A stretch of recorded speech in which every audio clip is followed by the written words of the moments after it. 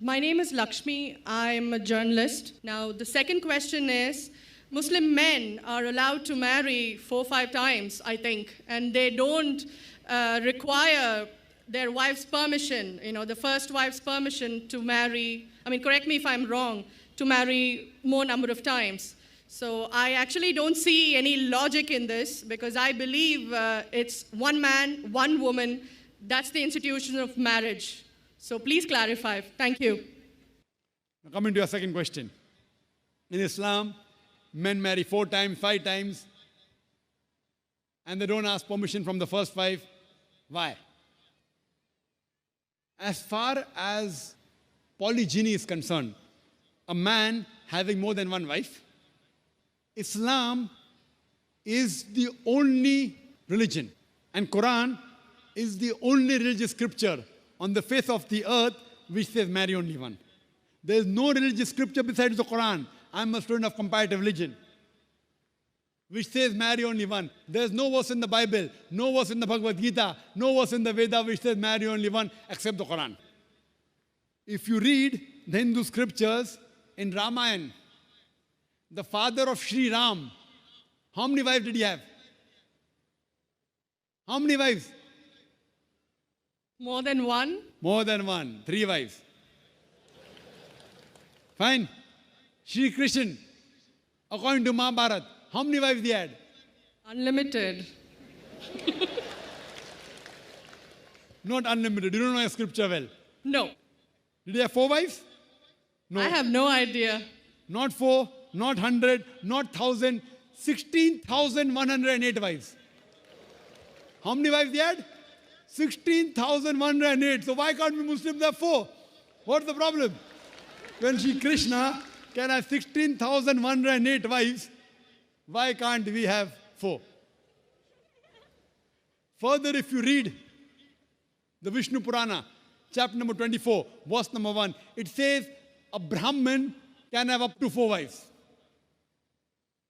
If you read the Jewish scriptures, it gives you permission to have as many wives as you wish.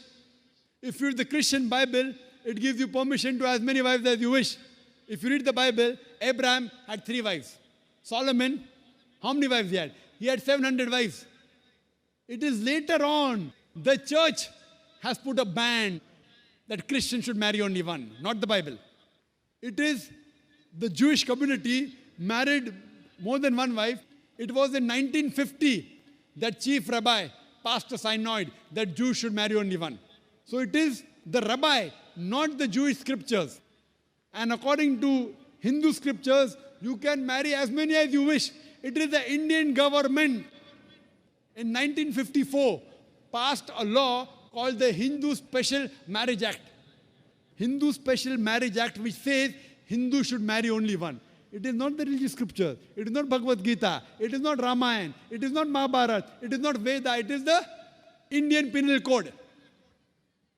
The Indian government, which has passed a law in 1954 that Hindus should marry only one. But according to the statistics of the status of the woman in Islam, if you read the government documents on page number 66, 67, it says that Muslims do polygamous marriages. You know what is the percentage in India? 4.3%. How much?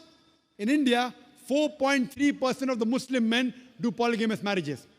A statistic between 1951 to 1961. Hindus, how many? 5.06. 0.7% more than the Muslims in India, according to the Indian government. Even though it is prohibited according to the Indian law, yet they do more polygamous marriages than the Muslims. Why? Now, let's analyze what does the Quran say. Quran says in Surah Nisa, chapter 4, verse number 3, marry women of your choice in 2s, 3s or 4s.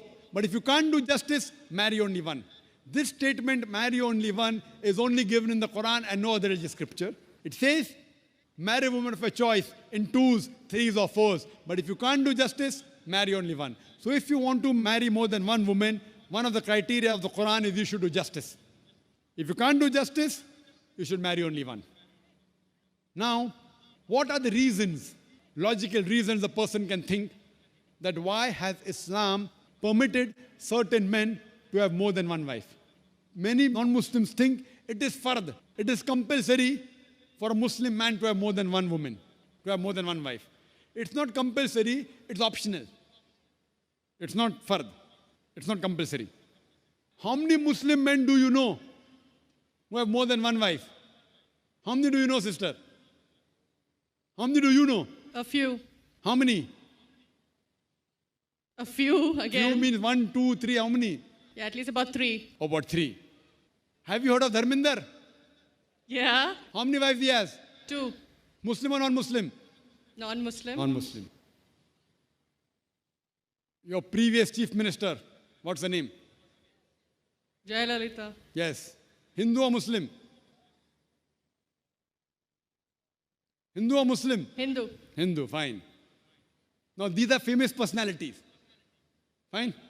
How many famous personalities you know in India who have got more than one wife? The 3 you know may be locality, fine? Yeah. Local, maybe friend in your neighborhood, maybe your colleague. In India, there are more non-Muslims having more than one wife than the Muslims. Now let us understand what are the logical reasons. Come back to logic now. Now, by nature, if you ask any medical doctor, he will tell you, male and female are born in equal proportion. Girls and boys are born in equal proportion. But any medical doctor, any pediatrician, any children doctor will tell you that the female sex, the female child is stronger than the male child. That's the reason there are more deaths in the male children as compared to female children. So in children's age itself, the female children are much more than the male children. As life grows on, there are people dying due to accidents, due to alcoholism, due to war. There are more males dying as compared to females. Today, if you analyze in the world, there are more females in the world as compared to males. There are few third world countries like India where the male population is more than the female population. And do you know why? The reason is because of female feticide and female infanticide. According to an article, a program which came on BBC by the name Let Her Die, the program was assignment. There was a British reporter by the name of Emily Buchanan. She comes to India and she says that every year in India, more than 1 million fetuses are being aborted after they identified that they're females. She says more than 3,000 every day. You multiply, more than 1 million every year. According to the Tamil Nadu government hospital report, she gives the statistics, out of 10 female born alive, do you know how many are put to death? 4. Sister, did you know that? Tamil Nadu, your state, your beloved state, according to the government statistics, out of 10 females born alive in the government hospital, 4 are put to death. There are billboards put in Rajasthan and here, which says that spend 500 rupees and save 500,000 rupees. You know what does it indicate? Spend 500 rupees, do ultrasonography, do amniocentesis, identify the child you're carrying is a female, abort her, and save 5 lakh rupees, 500,000 rupees. Maybe a couple of 100,000 upbringing her, and the remaining 100,000 in dowry. If you stop this evil practice in India, our beloved country, stop the female infanticide, stop the female feticide. Even in India, the population of female will be more than the male population. If you see the rest of the world, if you see New York alone, there are 1 million females more than males. In USA alone, there are 7.8 million females more than males. In UK alone, there are 4 million females more than males. In Germany alone, there are 5 million females more than males. In Russia alone, there are 9 million females more than males. And God alone knows how many millions of females are more than males throughout the world. Suppose I agree with your philosophy, sister, you said, 1 man, 1 woman. If I agree with you, sister, with your philosophy, 1 man, 1 woman. And suppose my sister happens to be in America, or your sister happens to live in America. And suppose the market is saturated. 1 man, 1 woman, saturated. Yet there will be 7.8 million females who will not find life partners. 1 man, 1 woman. Now the option for these 7.8 million females is either marry a man who already has a wife or become public property. You say, Dr. Zakir, naik, public property, such a harsh word. Sister, it is the most sophisticated word I can use. I cannot use a more sophisticated word than public property. According to the statistics of America, do you know, on an average, a man, before he settles down with a wife, he has 8 different sexual partners. Do you know that? On average, 8. Some may have 1, some may have 10, some may have 20. 8 sexual partners before he settles down with one. So the only option remaining, so if my sister happens to live in America, or if your sister happens to live in America, and the option is given to her, and suppose the market is saturated, every man has found a woman for himself. And unfortunately, if my sister, or if your sister happens to be one of the women who has not found a life partner, the only option for them is either marry a man who already has a wife or become public property. Any modest woman would opt for the first. Sister, what would you opt for your sister? Marrying a man who already has a wife or become public property? My sister's too young to be married. So when she grows up and if she happens to go to America, or if you happen to be in America, third choice. What would you prefer for her? You're the elder sister. Would you prefer her becoming public property or marry a man who already has a wife and get equal rights? In Islam, if you have a second wife, you give equal rights. In America, the public property has got no rights. She's degraded. She's dishonored. In Islam, she has an equal right. She gets honor.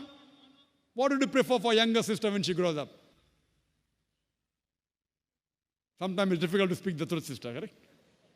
Especially in front of such a large audience. Anyway, I've got your answer, sister. Thank you. And your silence speaks for that.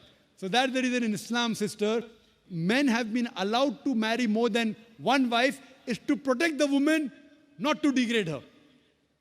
Regarding a question, is it compulsory that the husband should take the permission of the wife? It's not compulsory because if she wants to protect, if that man wants to protect another woman, a normal woman, I agree with you, sister, no woman under normal circumstances would like to share the husband. You have to agree. This is human nature. But if the woman is a good Muslimah, is a good Muslim woman, what she says, let a small loss take place to prevent a big loss. She will say, I know sharing my husband is a loss for me, but I would prefer letting a small loss take place for me to prevent my sister becoming public property. She's a good human being. So she would surely give permission to the husband to marry a second woman, if she's a good Muslim woman. But taking permission is not fard, it is preferable. But at least informing is a requirement so that he does justice between the two wives. Hope that answers the question, sister. Thank you.